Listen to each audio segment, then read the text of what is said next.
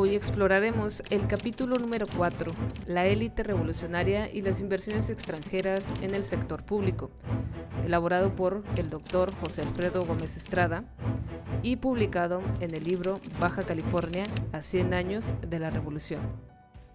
¿Sabías que la Revolución Mexicana no solo marcó el fin de una era dominada por el porfirismo, sino que también dio origen a un grupo de líderes que transformaron la política y economía del país?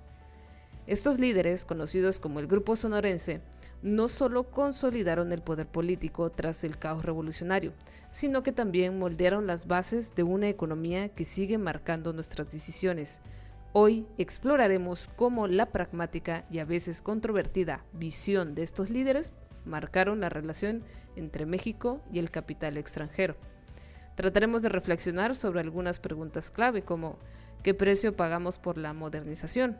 ¿Qué tan lejos estamos dispuestos a llegar en busca del progreso? En 1910, el descontento social dio paso al estallido de la Revolución Mexicana, un movimiento que buscaba terminar con las estructuras de poder del porfiriato. Sin embargo, tras la caída de Porfirio Díaz, México no encontró estabilidad de inmediato. Entre 1914 y 1916, el país vivió una guerra civil que destruyó muchas de las instituciones existentes. En medio de este caos, un grupo de líderes del estado de Sonora emergió como una fuerza dominante. Hombres como Álvaro Obregón, Plutarco Elías Calles y Adolfo de la Huerta no solo consolidaron el poder militar, sino que lograron articular una visión política basada en el control del territorio y los recursos económicos del país. Los sonorenses no solo entendieron la importancia de ganar en el campo de batalla, sino también de consolidar su poder mediante la economía. Controlaron recursos clave como la agricultura y el comercio de armas. Durante su ascenso, también se apoyaron en figuras claves del extranjero, estableciendo redes de inversión y cooperación. Un ejemplo notable fue su capacidad para negociar con empresarios y gobiernos extranjeros mientras reconstruían las instituciones del país. Fue bajo su mandato que se fundaron el Banco de México y la Secretaría de Educación Pública, que jugaron roles esenciales en la estabilización y modernización del país.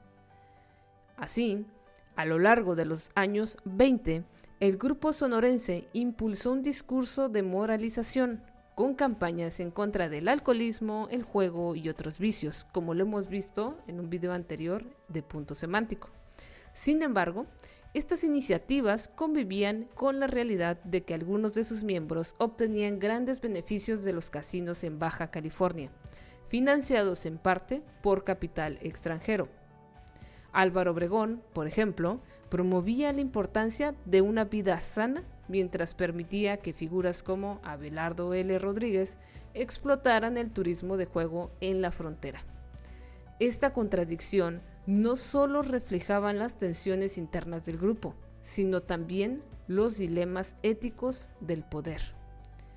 Abelardo L. Rodríguez, una de las figuras claves del grupo sonorense, utilizó su posición como gobernador de Baja California para desarrollar uno de los proyectos turísticos más ambiciosos de su tiempo, el complejo Agua Caliente.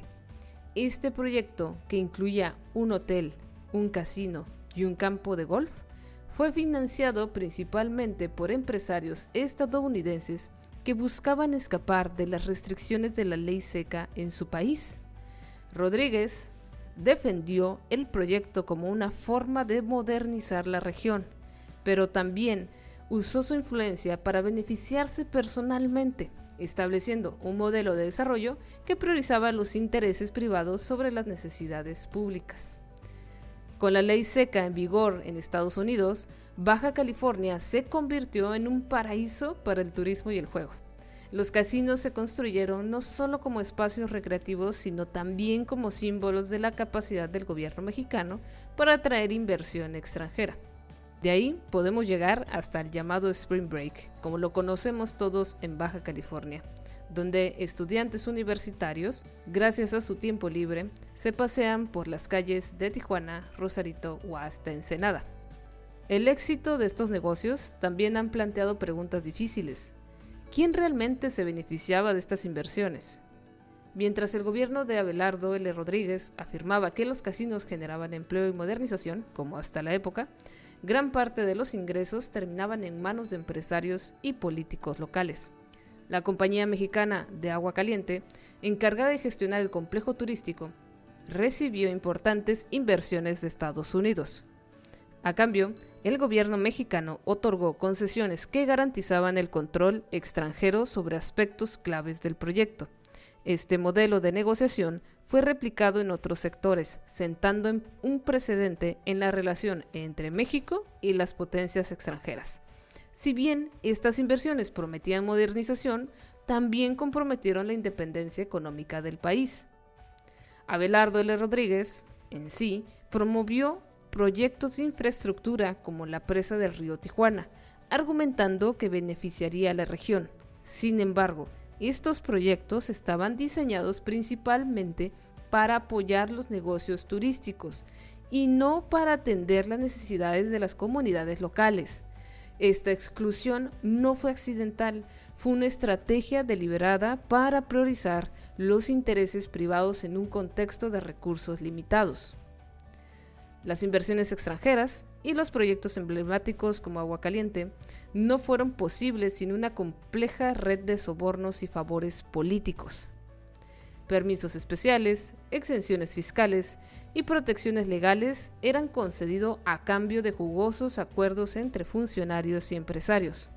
Documentos de la época revelan cómo los miembros de la élite revolucionaria manejaban estas negociaciones con total pragmatismo, justificando sus acciones como necesarias para el desarrollo del país. Este modelo de corrupción institucionalizada sigue siendo un espejo inquietante para entender procesos similares en nuestra actualidad. En tiempos de caos político, ¿es justificable aprovechar las oportunidades económicas personales bajo el argumento del progreso social? Esta pregunta, que surgió durante el ascenso de los sonorenses, sigue siendo relevante hasta el día de hoy. ¿Dónde trazamos la línea entre pragmatismo y corrupción? Mientras los líderes revolucionarios promovían la modernización, también construían fortunas personales que los distanciaban de los ideales que originalmente los impulsaron. Pero para ponerte otro ejemplo sencillo, es como cuando te dan la oportunidad a tu mejor amigo de armar un proyecto, donde tú te beneficias, pero también crees que beneficias a los demás, a la comunidad. Ahí se integran tanto aspectos personales como sociales, y la línea puede ser muy delgada. Hoy seguimos viendo patrones similares en sectores claves como el energético y el tecnológico. Las concesiones de recursos naturales a empresas extranjeras, los debates sobre soberanía energética y las controversias en megaproyectos pues son ecos directos de las dinámicas establecidas por el grupo sonorense. ¿Hasta qué punto hemos aprendido de estas experiencias? ¿O simplemente replicamos los mismos errores bajo nuevos nombres? Y no, la historia no nos sirve para no repetir el pasado. La historia, más bien, nos ayuda a entender el presente a partir de la revisión del pasado para proyectar el futuro, por lo menos tratar de proyectarlo.